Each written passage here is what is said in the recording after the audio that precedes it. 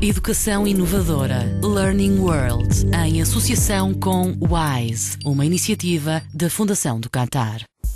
Desempenham os professores um papel na promoção da saúde e na segurança dos seus alunos mesmo fora da escola? Descobrimos o outro lado desta profissão. Uma multa de $800 pode ser o que pais de crianças obesas vão ter de pagar em Porto Rico. Num país onde quase 30% das crianças sofrem de obesidade infantil, vai esta solução radical resolver os problemas? Em Porto Rico, com cerca de 3,5 milhões de habitantes, quase uma em cada 3 crianças é obesa. Nos Estados Unidos, com quase 319 milhões de habitantes, uma em cada 5 crianças sofre deste mal. Os docentes em Porto Rico procuram soluções. No meu programa de Educação Física, ao longo dos anos, tenho notado que os alunos têm peso acima do normal para a sua idade e estatura. Isso levou-me a desenvolver uma série de atividades adicionais, como caminhadas e ações especiais sob o lema da prevenção da obesidade infantil, porque as nossas crianças estão a ficar cada vez mais doentes de dia para dia. Para tentar resolver o problema, as autoridades porto-riquenhas apresentaram um projeto de lei que prevê a identificação das crianças obesas e acompanhamento por parte dos professores.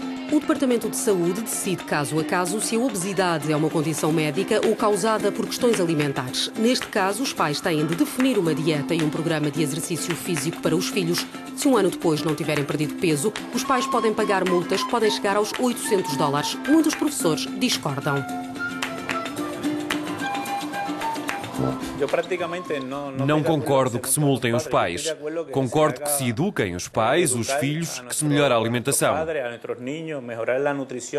Que se crie um programa escolar que inclua saúde, educação, mais atividade física e que sejam cumpridos os horários correspondentes. A proposta governamental está a ser discutida atualmente no Senado, mas enfrenta adversários. Muitos pediatras defendem que, se convertida em lei, ela vai trazer mais problemas às crianças obesas.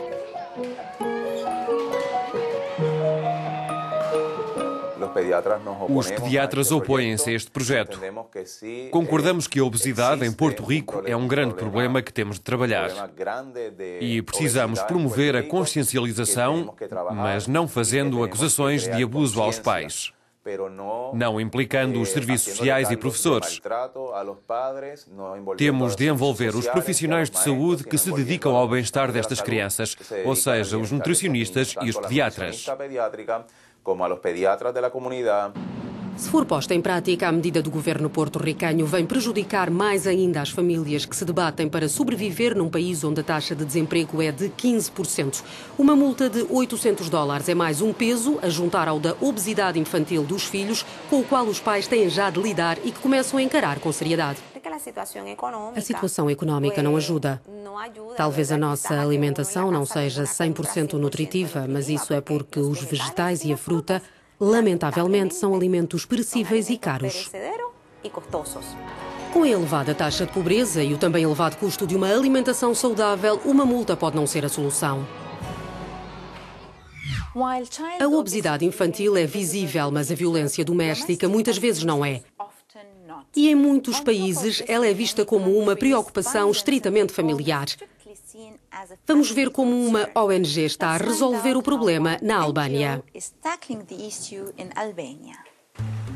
Na Albânia, quase 3 em cada 4 crianças já sofreram de violência doméstica. Apenas uma pequena parte desses incidentes são reportados às autoridades, porque neste país dos Balcãs estas questões são vistas como sendo problemas do foro familiar.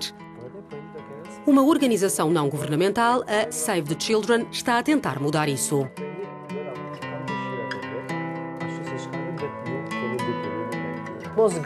Não devemos discutir e os professores não nos devem bater. Esta é uma boa lição. Num grande número de famílias pensa-se que a educação dos filhos ou as questões familiares devem pertencer à família. E isso permite esconder os abusos que as crianças sofrem. Os alunos têm agora um organismo na escola que lhes permite falar sobre os problemas que enfrentam, uma iniciativa lançada pela ONG. Temos uma série de casos de crianças que sofrem abusos, violência nas suas casas por parte dos pais. Eles batem violentamente nos filhos quando se portam mal. E isso é terrível para eles. Ficam traumatizados e isso reflete-se na escola porque não dão o seu máximo quando estão a aprender.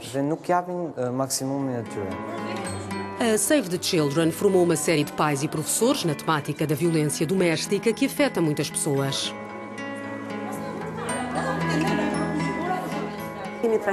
Depois da formação, formámos 200 pais. Eu própria filo. Penso que é importante conhecermos as necessidades das crianças e dizer aos pais para não serem violentos com elas, porque violência gera violência. De acordo com a Save the Children, mais de 60% dos alunos dizem que os pais se tornaram menos agressivos depois de participarem na formação. Os pais também o sentem. Antes as coisas eram diferentes. Durante o comunismo, uma expressão comum era "se te bate, é porque te ama". Hoje vivemos noutra época. Num jardim de infância, em Durres, na costa do Mar Adriático, a ONG lançou um programa que fala às crianças sobre os seus direitos e permite-lhes construírem a sua autoconfiança. Era normal para as crianças verem o pai a bater na mãe. Elas acreditavam que ela merecia. Mas com o tempo, os pais e as crianças começam a conhecer melhor os seus direitos. Estas situações já não fazem parte do seu cotidiano. No entanto, não posso dizer que tenha desaparecido completamente este fenómeno. Desde o início do projeto, mais de 10.000 crianças passaram por ele e muitas falam agora dos abusos que sofrem ou sofreram. Há várias formas de abuso e, no caso do cyberbullying, ele pode ser implacável e invisível. Mas desabafar com uma pessoa pode, muitas vezes, trazer uma solução. Pode essa pessoa ser um professor?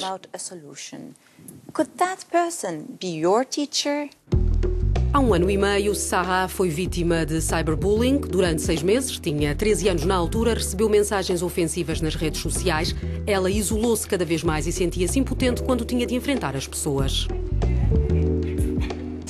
Começou com insultos básicos, insultos do género "és uma puta, uma cabra". Depois, durante a noite, das 2 às 4 da manhã, recebi todo o tipo de comentários e isso nunca mais parou.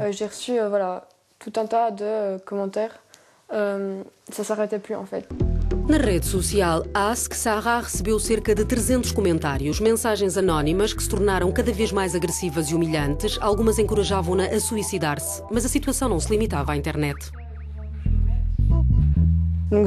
Nos corredores da escola, baixamos os olhos, não olhamos, tentamos não chamar a atenção. Um dia, na aula de religião, falámos sobre assédio. A professora viu que eu não me sentia muito confortável e no final da aula fui conversar com ela e contei-lhe tudo. Então ela disse-me: "Esta noite fala com a tua mãe. Se não o fizeres, eu própria o faço". Sarah encontrou coragem para falar com a mãe e foi aberto um processo contra desconhecidos. Depois disso foi organizada uma sessão de esclarecimento na sua turma com um inspetor do Departamento da Polícia Belga que se dedica aos crimes informáticos. Os professores devem ser o elemento que permite a liberdade de expressão. Há aulas que podem ser propícias ao debate. E nesses momentos temos de abordar questões como o que se faz com os computadores ou com os smartphones. Isso cria o diálogo e talvez permita a alguém que sofra destes abusos dizer: "Há pessoas que passam o tempo todo a gozar comigo e já não posso mais". O Info-Jeune, Centro de Informação da Juventude, em Bruxelas, tenta ensinar a evitar o cyberbullying com o jogo de tabuleiro e o apoio dos professores. O objetivo do jogo é, acima de tudo, lançar o debate. Dar a palavra a pessoas que, por hábito, falam pouco e torná-las conscientes de que a internet é uma ferramenta incrível, mas deve ser usada de forma inteligente. O que é importante é que a escola retome essa discussão porque, em última análise, é nela que se pode educar as crianças, os jovens, para se defenderem contra este tipo de fenómenos.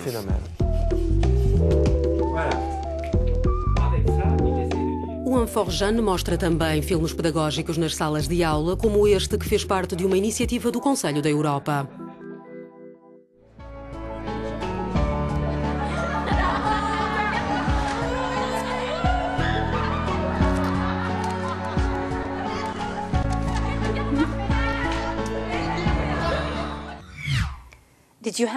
Teve um professor que o ajudou a superar um problema? Conte-nos a sua experiência ou deixe um comentário nos médias sociais. Até à próxima. Learning World, em associação com WISE, uma iniciativa da Fundação do Qatar.